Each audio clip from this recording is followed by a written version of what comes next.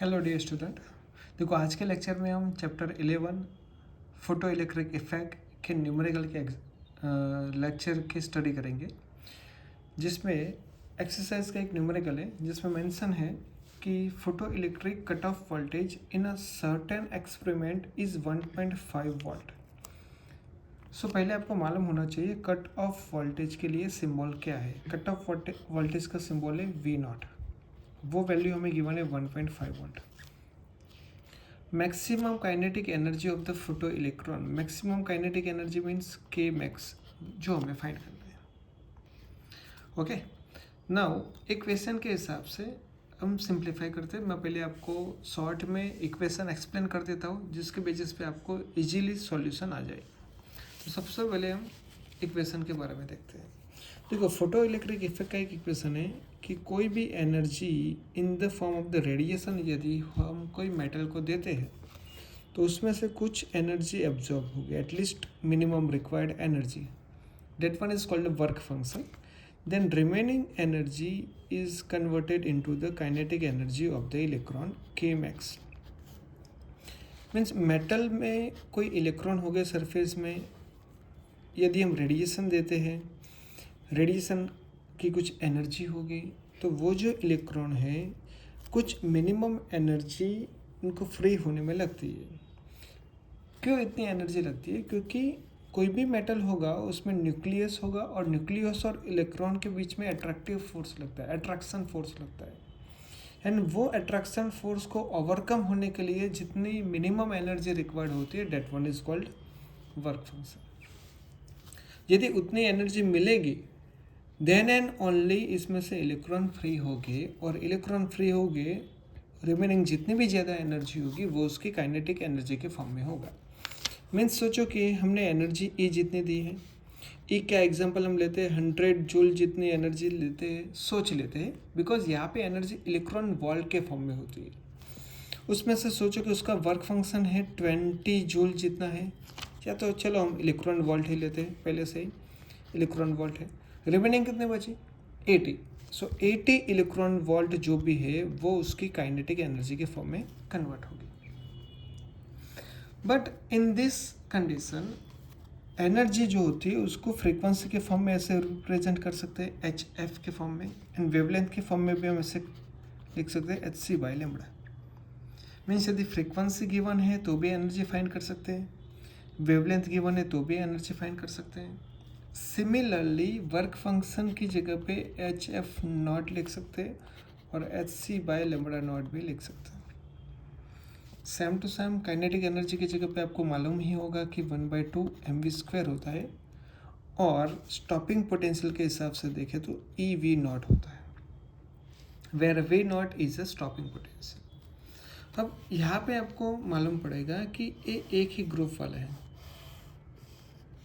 एक ही group, that means K max equal to 1/2 mv², K max equal to EV0, और we can write down 1/2 mv² equal to EV0। कोई भी आमने सामने लिख सकते हैं। Same as a HF0 equal to 50, hc/λ0 equal to 50 भी लिख सकते हैं। Similarly E equal to HF भी लिख सकते हैं, E इक्वल टू hc/λ भी लिख सकते हैं। हमें क्वेश्चन में पूछा गया है कि स्टॉपिंग पोटेंशियल गिवन है, के मैक्स फाइंड करना है। सो के मैक्स यहाँ पे है हमारा, स्टॉपिंग पोटेंशियल यहाँ पे है, एक ही ग्रुप में है, तो हम इक्वेशन क्या लिखेंगे? के मैक्स इक्वल टू EV0। ई की वैल्यू तो आपको मालूम होगी बेटा, 1.6 इंटू 10⁻⁻90। V0 आपको गिवन है, मल्टीप्लाई कर दोगे आपको आंसर मिल जाएगा। सो ये थर्ड नंबर वाला न्यूमेरिकल इतना ही है, जस्ट मल्टीप्लिकेशन करना है और आंसर आपको मिल जाएगा। ओके, नाउ नेक्स्ट देखते हैं क्वेश्चन।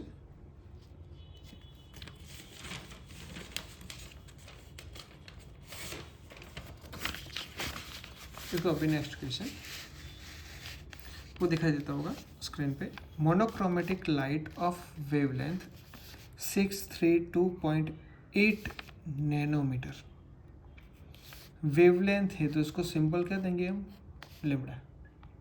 नैनोमीटर है तो मीटर में कितना होगा? 10⁻⁹। Is produced by the helium neon laser, the power emitted is, power means उसको बोलेंगे पी। मैं यहाँ पे लिख देता हूँ जो भी कंडीशन गिवन है वो।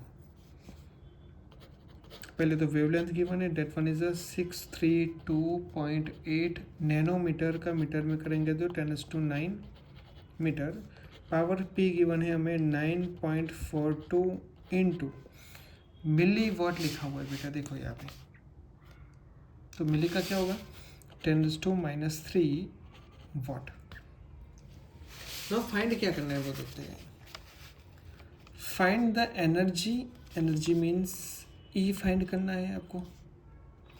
मोमेंटम मीन्स पी फाइंड करना है मोमेंटम के लिए, of each photon of the light. यहाँ पे थोड़ा ध्यान रखना, पावर का भी पी होता है और मोमेंटम का भी पी होता है। तो पावर का कैपिटल पी लिखेंगे, मोमेंटम के लिए स्मॉल पी लिखते हैं। Okay, energy and momentum find करते हैं। तो चलो मैं यहाँ पे लिख देता हूँ to what to be find out. Energy find करनी है एंड मोमेंटम फाइंड करना है।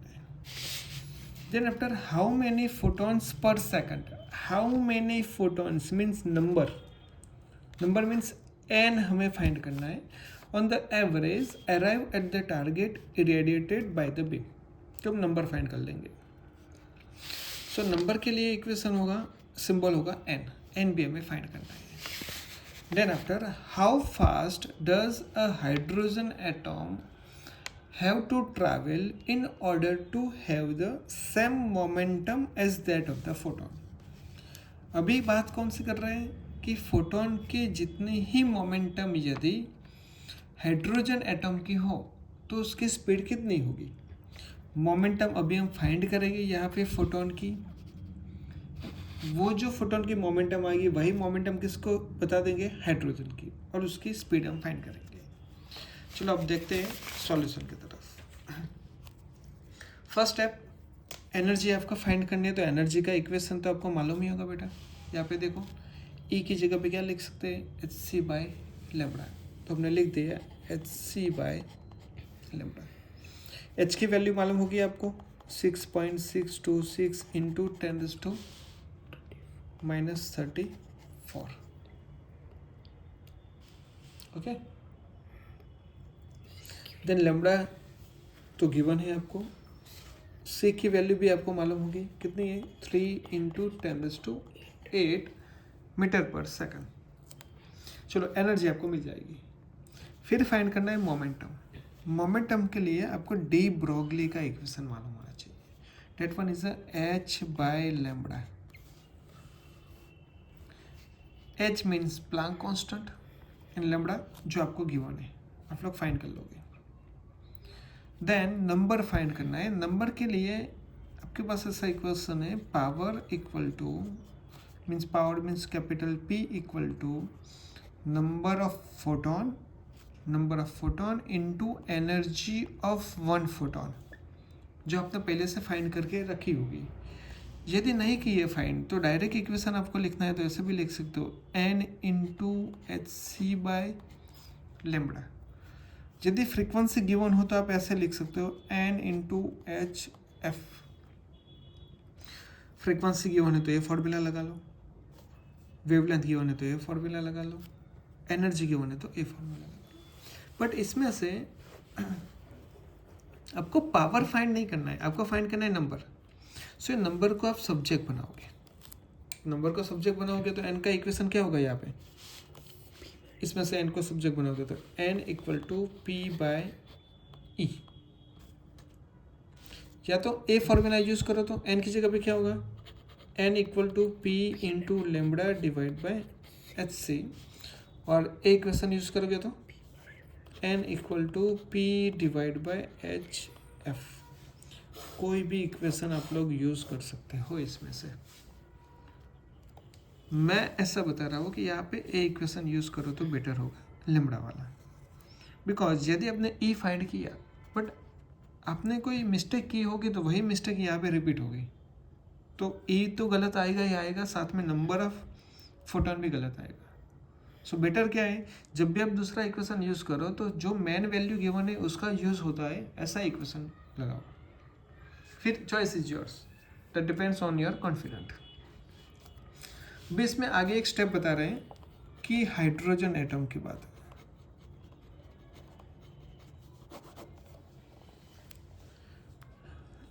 हाइड्रोजन एटम की बात कर रहे हैं। हाइड्रोजन के पास सेम मोमेंटम हो। सेम मोमेंटम मीन्स कितना, जो हमने यहाँ पे फाइंड किया है, सॉरी यहाँ पे जो भी मोमेंटम फाइंड किया है वो मोमेंटम हम यहाँ पे लिख देंगे, equal to h by lambda.